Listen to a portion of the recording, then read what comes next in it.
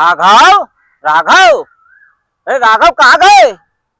राघव, राघव बोल नहीं रहा है कुछ हो जी। ये देखो जी, राघव जो है ना, राघव चड्ढा, पहले ही मैं बोलता था कि देखो जी राघव चड्ढा जो है कि मेरे से बड़ा नेता बन रहा था। जी। तो मैंने बोला जी कि ये जो मुद्दा उठा रहे हो राज्यसभा में, देखो जी मैं मालिक पार्टी का कट्टर ईमानदार, दिल्ली का मालिक, अभी पंजाब का सुपर सीएम, तो जी मेरे से नीचे रहना पड़ेगा, मेरे से पूछ के कोई काम करना होगा। राघव चड्ढा कहता था ना जी ना जी, मैं तो सदन में आम जनता देश की मुद्दे उठाऊंगा।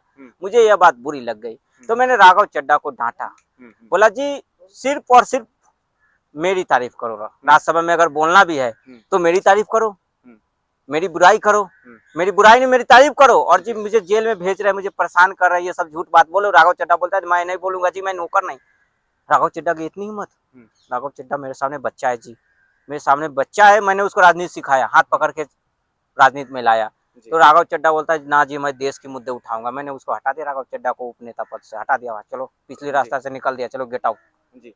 तो क्या लगता है जिस तरह से इन दिनों जो दो मुद्दे सामने निकल कर आ रहे हैं राघव चड्ढा को, पहला ये कि पार्टी का प्लान सिर्फ इतना था कि राघव चड्ढा को चुप करवाया जा सके क्योंकि पूछते नहीं थे बोलने से पहले, हाँ, या फिर ये भी हो सकता है कि क्या अरविंद केजरीवाल और उनके तमाम साथी ये पहले से ही चाहते थे कि राघव चड्ढा को पार्टी से ही अब निकाला जाए, क्योंकि अरविंद केजरीवाल या फिर पार्टी के तमाम दिग्गज नेताओं से ज्यादा वायरल लोग के उनकी फेम तमाम चीजें जो है पार्टी के और लोगों से ज्यादा थी। तो यही तो डर था मुझे। देखो जी मुझे डर था राघव चड्ढा से कि मेरे से बड़ा नेता बन रहा है, मेरे से ज्यादा लोग उसको पसंद कर रहे हैं।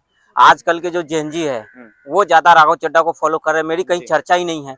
तो जी मुझे डर था राघव चड्ढा से, कल को राघव चड्ढा अगर मेरी पार्टी कब्जा कर ले और मुझे भगा दे तो जी मैं कहाँ जाऊंगा।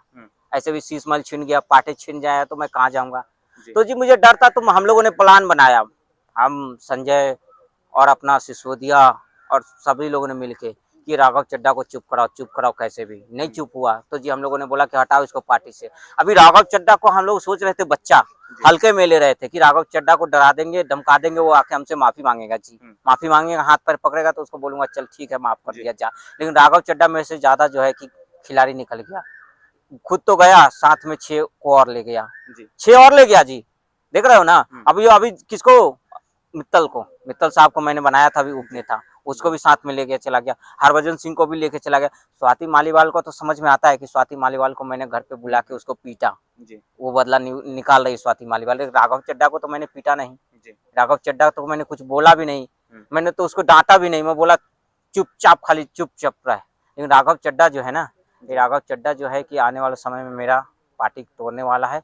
और राघव चड्ढा जो है मेरे सारे भ्रष्टाचार जानता है। अच्छा। हाँ, राघव चड्ढा मेरे सारे घोटाले जानते हैं, तो राघव चड्ढा से डर है मुझे। कल को ये हर बात जो है कि मेरी पोल खोलेगी। अभी ये पंजाब में राघव चड्ढा से डर है मुझे कि कहीं सरकार ना मेरी गिरा दे, क्योंकि राघव चड्ढा, पंजाब में भी मेरे से ज्यादा लोग राघव चड्ढा को पसंद करते हैं। पंजाब में मेरी जो पार्टी है आपकी पार्टी, उसमें राघव, मेरे सारे नेता मेरे से ज्यादा राघव चड्ढा को की बात मानते हैं।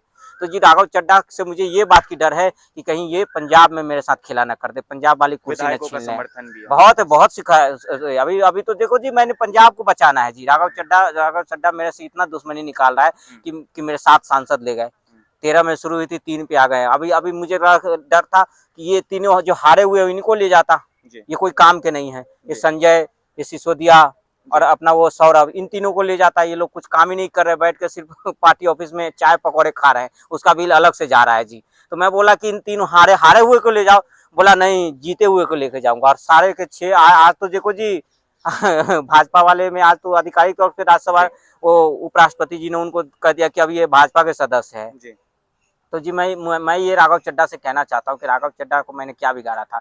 राघव चड्ढा बोलता तो मैं राघव चड्ढा से माफी मांग लेता, चुपके से कोने में घर पे बुला के उसके पैर पकड़ लेता कि राघव चड्ढा मुझे माफ कर दो, मुझसे गलती हो गई, मैंने गलत पंगा ले लिया, मोदी से पंगा ले लिया और राघव चड्ढा से पंगा लेके बहुत पछता रहा हूँ कि राघव चड्ढा ने क्या कर दिया मेरे साथ। अरे राघव चड्ढा ये राघव चड्ढा जब से शादी हुआ है तब से बदल गया है। ऐसा क्यों लगता है? शादी से पहले ये मेरी बात मानता था, लेकिन सबसे शादी हुई राघव चड्ढा अपनी बीवी की बात मान रहा है, मेरी बात ही नहीं मान रहा है। तो जो आइडियोलॉजी की बात इन दिनों चल रही है, तो ये आइडियोलॉजी क्योंकि जिस तरह से सौरभ भारद्वाज ने भी एक वीडियो साझा किया है कि राघव चड्ढा का कहना है लोग जिस तरह से नौकरी बदलते हैं, मैंने पार्टी बदल दी, पर नौकरी में आइडियोलॉजी का कोई महत्व नहीं होता, पर पार्टी में आइडियोलॉजी का महत्व होता है। क्या ये राघव चड्ढा की अपनी आइडियोलॉजी थी या उनकी बीवी की आइडियोलॉजी मानते हैं आप? देखो राघव चड्ढा ने मेरे से बार बार बोला कि कि जी राजनीति में राजनीति करने आए तो राजनीति करो, सेवा करेंगे। मैं बोला सेवा नहीं करेंगे, मेवा खाएंगे चड्डा जी मिल के। मैंने बोला राघव चड्डा जी हम तो लोग मिल के पंजाब को लूटेंगे। राघव चड्डा बोला ना जी मेरे से लूटने लाटने वाला काम नहीं होगा। मैं बोला जी मुझे लूटने दो। राघव चड्डा बोला कि नहीं लूटने नहीं दूंगा जी। मैं बोला कि दिल्ली की तरह घोटाले करने दो। राघव चड्डा बोला ना जी मैं पार्टी में रहूंगा तो घोटाला नहीं होगा। मैं बोला अच्छा मुझे सिखा रहा है। राघव चड्डा ने मुझे बोला, मेरे सारे पार्टी के जो 7 सांसद गए हैं उसने मुझे बोला, बहुत समझाया कि जी घोटाले मत करो, झूठ मत बोलो, अच्छी राजनीति करो, साफ सुथरी राजनीति करो, और ये बार बार जो रोना धोना झूठ बोलना ये सब छोड़ दो, अच्छी साफ सुथरी राजनीति करो। मैं बोला तुम लोग मुझे सिखाओगे, तुम लोग मुझे सिखाओगे, मेरी पार्टी है, मैं पार्टी का मालिक, मैंने पार्टी बनाई 13 में, और तुम लोग मुझे सिखाओगे। मैंने बोला तुम लोग भी जाओ जहाँ जाना है जहाँ जाओ। एक एक करके सबको निकाल दिया, योगेंद्र यादव, कुमार विश्वास, है ना, सारे चले गए। अब ये बच्चे सिर्फ 3 हैं, संजय, सिसोदिया और सौरभ। तो ये लोग तो जी समझ लो जो मैं बोलता हूँ, मैं बोल दूं जी पूरब इधर है तो बोलेंगे हाँ पूरब इधर है, मैं बोला दिन है तो दिन है, बोलेंगे रात है रात, इसलिए 3 बच्चे हुए। राघव चड्डा और ये जितने भी 7 गए हैं, इन लोगों का कहना यही था कि जी पार्टी की आइडियोलॉजी जो है जनता की सेवा के लिए वो करना है। मैं बोला सेवा नहीं करूंगा जी, मेवा खाऊंगा। ये लोग बोल रहे जी पंजाब में नशा बहुत ज्यादा मेरी सरकार में बिकने है। मैं बोला और बिकेगा, तुम लोग कौन होते हैं मुझे मना करने वाले। तो बात लड़ाई इसी बात की हुई थी कि जो दिल्ली में घोटाला हुआ, बहुत ज्यादा घोटाला हुआ, नहीं करना चाहिए। मुझे बोला मुझे सिखाओगे। तो जी लड़ाई साथ जो राघव चड्डा और मेरे बीच थी इसी बात की थी कि राघव चड्डा मुझे रोक रहे थे घोटाला करने से, झूठ बोलने से, पंजाब को लूटने से। तो जी मैंने बोला इसलिए कि राघव चड्डा तेरे रास्ते अलग, मेरे रास्ते अलग। हाँ। अच्छा फर्जीवाल जी, आखिरी सवाल आपसे रहेगा कि पंजाब की राजनीति का स्तर अब किस तरह से देखा जाएगा कि आने वाले दिनों में, क्योंकि अब ये भी शक जताया जा रहा है, सोशल मीडिया पे मीम्स आ रहे हैं कि आने वाले दिनों में पंजाब के सीएम भगवंत मान भी जो है पार्टी छोड़ सकते हैं। तो उस दौरान जो है पार्टी के स्तर पर जो है किस तरह से काम किया जाएगा? देखो जी पंजाब में जो है ना भगत मान जी के भी सुर बदले हुए हैं। पहले वो आगे जी और पीछे भी जी लगाते थे, लेकिन जब से राघव चड्डा छोड़ के गए हैं वो मेरे से ठीक से बात नहीं कर रहे, सुर बदले लग रहे हैं मान साहब के। पहले एक बार फोन उठा लेते तो बोलते थे जी, आगे भी जी और पीछे भी जी लगाते थे मान साहब।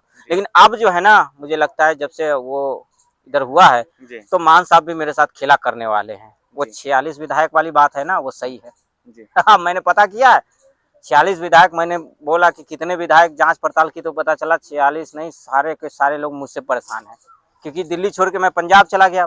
अब पंजाब की सारे मीटिंग मैं करता हूँ, सारे विधायकों से कमीशन लेता हूँ, अपने विधायकों से, सारे मंत्री को बोलता हूँ जी महीने का इतना कमीशन। सब लोग परेशान है कि जी मैं तो बोलता हूँ सारे विधायक को फ्री हैंड दे दिया है कि जितना घोटाला करना है कर लो, जितना लूटना है पंजाब को लूट लो, लेकिन मुझे महीने का टैक्स चाहिए।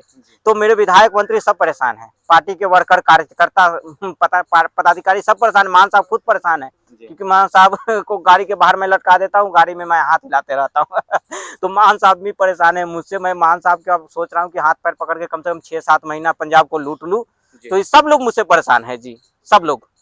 ये तो आपका हास्य अंदाज हो गया। अगर व्यक्तिगत स्तर पे रतन रंजन जी से पूछा जाए क्या वो किस स्तर पे आते हैं, क्योंकि कुछ लोग आलोचना कर रहे हैं, कुछ लोग इन चीजों को पसंद कर रहे हैं, व्यक्तिगत स्तर पे आपका क्या कहना है, आपकी क्या राय है? देखो राघव चड्डा जो है ना एक युवा नेता है, और वो जो मुद्दे उठाते हैं वो सबको पसंद है। वो जात की राजनीति नहीं करते, धर्म की राजनीति नहीं करते, वो देश के खास करके जेनजी जो आज की युवाओं के मुद्दा उठाते हैं, है ना। और तो राघव चड्डा को हम लोग पसंद करते हैं, और राघव चड्डा जो फैसला लिए हैं काफी सराहनीय है। और राघव चड्डा अब जिस तरह से वो संसद में जाके देश के मुद्दे को उठाएंगे, उनको फ्री हैंड होगा, कोई रोकने वाला नहीं होगा, और सरकार उनकी बातों को सुनेगी, उस पर विचार करेगी और उस समस्याओं का समाधान होगा। तो राघव चड्डा कहीं ना कहीं पहले एक कुएं में थे, है ना, अब वो समंदर में आ गए हैं जहाँ पे उनको पूरी दुनिया देश की चिंता होगी, पूरे देश की आवाज उठाएंगे। राघव चड्डा, मैं कह रहा हूँ आज भी कि राघव चड्डा एक ऐसे सांसद है जो युवाओं में काफी फेमस है। और राघव चड्डा जात और धर्म की राजनीति नहीं करते हैं, देश के असल जो मुद्दे हैं। आप देख लीजिए कि आज तक किसी सांसद ने जो डिलीवरी बॉय हैं उसका मुद्दा उठाया, एयरपोर्ट पे जो महंगे सामान मिलते हैं उसका मुद्दा उठाया। तो राघव चड्डा ने तमाम बहुत सारे ऐसे मुद्दे उठाए हैं जो हमसे, आपसे, हमारे परिवार से जुड़ा हुआ है, समझ गए। तो कहीं ना कहीं राघव चड्डा, और देखिए होती क्या, राघव चड्डा ने जो फैसला लिया है कि अगर हमारी विचारधारा आइडियोलॉजी नहीं मिलती है कहीं, है ना, कहीं हम असहज महसूस करते हैं, काम करने में आप कंफर्ट नहीं है, तो कहीं कोई दिक्कत नहीं, हम जा सकते हैं जहां उसे अच्छा लगे। तो राघव चड्डा ने काफी अच्छा जो है फैसला लिया है कि ये जो चोरों की पार्टी है, ये घोटालेबाज की पार्टी है। तो देखिए होता क्या है, कहावत आप लोगों ने सुना होगा, संगत से गुण होत है, संगत से गुण जात। मतलब आप अच्छे हैं, आप तो हम आपसे दोस्ती करेंगे, संगत में रहेंगे तो हम भी अच्छा सीखेंगे। लेकिन हम गलत है, हम घोटालेबाज है, चोर है, झूठ बोलने वाला, अब हमारे साथ रहेंगे तो असर वही पड़ेगा। तो राघव चड्ढा ने सही समय पर संगति छोड़ दी है गलत लोगों की, अच्छे लोगों की संगति पकड़ ली है। जी।